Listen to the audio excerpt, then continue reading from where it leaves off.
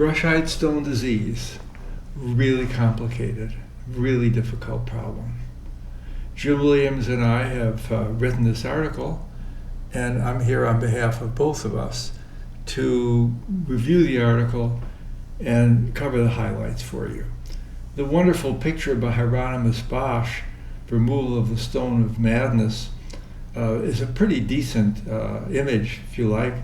It's a maddening disease for patients, big stones, hard stones, recurrent stones, difficult for surgeons. As for those who try to prevent the stones, extraordinarily difficult to do. And everyone, so to speak, is driven mad by this problem. It requires new research. In the meantime, what we can offer you is a little bit of insight and a little bit of idea about what to do. Now, when we say a brushite stone former, we mean patients with any brushite and any stones. That's because any brushite usually ends up meaning a lot of brushite. So some of the patients who have, quote, brushite stone disease, end quote, will just have a little brushite and a few stones, and lots of stones with other minerals. Now, as I wrote the article with Jim, we began with a kind of overview, if you like, of the disease. I don't want to repeat the simple text here. It's a version of idiopathic calcium stone disease. And often a brushite stone former will be a calsox or a hydroxyapatite calcium phosphate stone former, in which brushite appears and ultimately becomes a principal mass of these stones. In the scholarly details, you can read it yourself. I mean, there are very minor technical differences between common idiopathic calsox stone formers, capstone formers, and brushites. One interesting one has to do with neutrophils. What are neutrophils? The white cells that come along usually in bacterial disease. The tissues of the brushite stone formers contain neutrophils. We don't find those neutrophils in ordinary calsox stone formers or calcium phosphate stone formers. The urine contains the leukocyte enzyme called leukocyte esterase.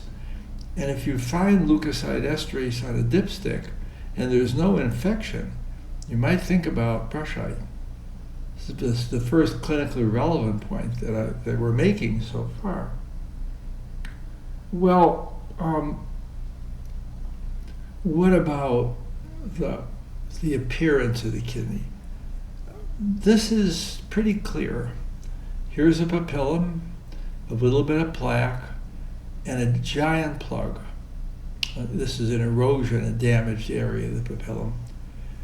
The plugs in brushite stone formers tend to be very large. They're not as numerous as they are with ordinary capstones, but their largeness is noticeable. If you looked at this tissue, you'd find there are no living cells in this duct of Bellini, just crystal and damage. The terminal ducts through which the urine leaves the kidney are about 1 to 200 in all for a kidney with about 10 papillae. That kidney will have 1 million nephrons, that's filtering units with their associated tubules. So every Bellini duct drains 5 to 10,000 nephrons. You might then expect, when you block off a Bellini duct like this, there'll be loss of whole nephrons. Higher up in the cortex, you'll see scarring and loss of glomeruli. I'll show this to you later on. It's a prediction that is in fact true. This is another picture of a plug and a brushite. The crystal is stained black with Yasu stain. You can see the thin rim of crystal where there were once living cells. And if you look closely, you'll see other terminal ducts, these thin lines here. Look how massive this dilation really is. All right, So we have plugs. There's plaque in these patients. Let's take a look at the relative dimensions and volume and so forth of these two, how shall I put it, tissue localized crystals on which stones can grow. On the left side of this picture is the mean size of the deposits in an individual patient. Each patient's a dot here. These are the brushites with the circles. These are the routine calcium phosphate stone formers. See right at a glance, the size of the deposits is very much bigger. This is 1.5 millimeters. This is 2 millimeters. That's enormous on the size of a ductal ballini. This is the size of the deposits in the capstone formers. The average size is about 1/3 or so of a millimeter. This is the number of deposits per cubic millimeter of tissue. It's not so many deposits in the brushites. Many, many, many more. This is a log scale, 1, 10, 50. It's a much broader spread. There's much more in the capstone formers, but much smaller. What about plaque? Well, strangely enough, there's more plaque in the brushites than in the average capstone former. A lot more. This is again a log scale. So they have lots of plaque. We'll show you later they almost never make a stone on that plaque. I think that's just very, very interesting. You can read the details. Now, I predicted that if you block a ductal ballini, you're going to get damage high up in the kidney. The glomeruli will be damaged, and there'll be atrophy and fibrosis where the kidney tubules are. Buried in the corner here are triangles. That's routine idiopathic calc stone formers with plaque and no plugging. They don't have any injury at all. The capstone formers and the open circles and the brushites and the closed circles have a lot of glomerular injury. In fact, they have all of it. And that fits, for me, with the plugging of the ducts. Now, understand, they have more shock wave, and shock wave lithotripsy can damage the kidney cortex. But if you ask me and if you ask Jim, I think it's due to the blockage. It needs research here.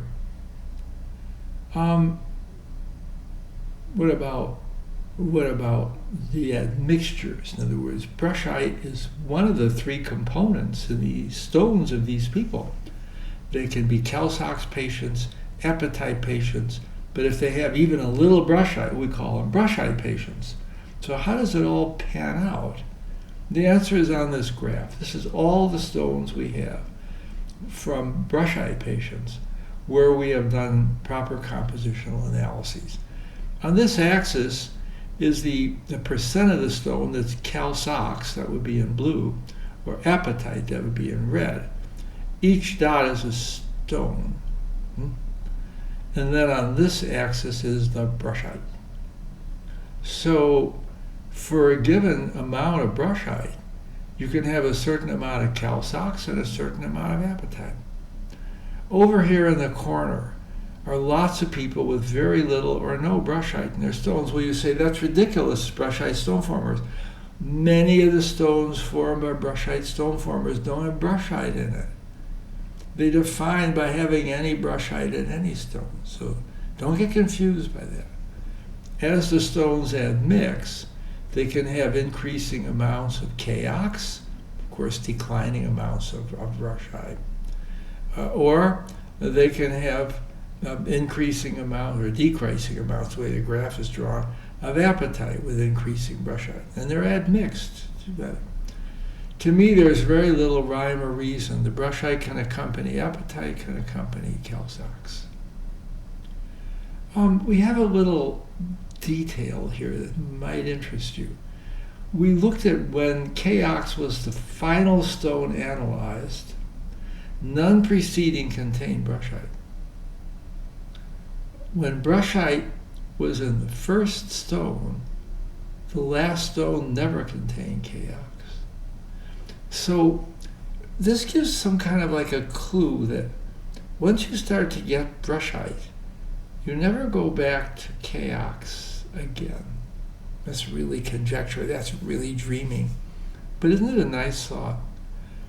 In 5 cases of the 26 in the series we published, we were able to study both kidneys of individual patients. And we found in all 5 cases, brushite could be made by one kidney while the other was making KOX or HA. Now that's wild. It tells you that you shouldn't be thinking about urine composition and routine stone factors. They're common to both kidneys. It's like something happens and a kidney begins to produce brushite as well. Well, all right. How do you mix the brushite and the hydroxyapatite and the calsox stones? Is there any kind of order to it? To get any sense of it, you have to really look at plug stones. Because when you have the plug, you have like an ice boring. You have the layers in their proper position. Once you have stones, you have fragments, and you really don't know anymore what happened in what order. So here's a stone growing on a plug. There's a wire. It's going to get pulled off the papillum with its plug. Here is the plug, apatite plug. They're always apatite, always. This was the old junction with the urine. Calsox grew, apatite grew, and then came the brushite. So, this could be the plug of a routine capstone former, although usually they're not that big. But you'd have hydroxyapatite, and then you'd have KOX growing over it. There's nothing special about that. Or apatite growing over it. Nothing special. This is the special part. You don't see that. If this looks like a cupcake with frosting, that's because it is. But how about more of them? Here's a HA plug. KOX grew over it. This would be the urine interface. Then the brushite fans out over the KOX. Here's a cross-section through a ductal plug. Hydroxyapatite, of course. No KOX, just a huge fan of brushite growing around it. Here is another plug, hydroxyapatite, that's this dark stuff. Iron gray calsox, brushite growing over it. So you get the idea that brushite grows over in every case for plugs. It always growing over HA because the plugs are not made of brushite. They're made of HA. And often KOX grows and then brushite. But that's not an absolute rule. What about stones on plaque? Only 3 of 38 cases of brushite had stones on plaque, even though I showed you lots of plaque. This is just for pro forma. Here's a stone, that's the white plaque pulled off. This still has ducts running through it, that's the openings. So this is a typical Randall's plaque stone. Here, Jim went to a lot of trouble and took all the stones he could get in a parade of 38 cases. We did a count me up. So what did we do? First we counted how many stones were just free in the urine. Well, a majority. How many were clearly growing on a plug? Well, about 12 out of the 38. How many were on plaque, all by itself, one stone? How many were forming plaque stones and plug stones? Well, there were 2 more plaque stones, and they had plugs. That's not much. This is the interesting part. B in that color means it's all brushite. CB in blue means there's calsox with brushite growing. AB means hydroxyapatite with brushite growing over it.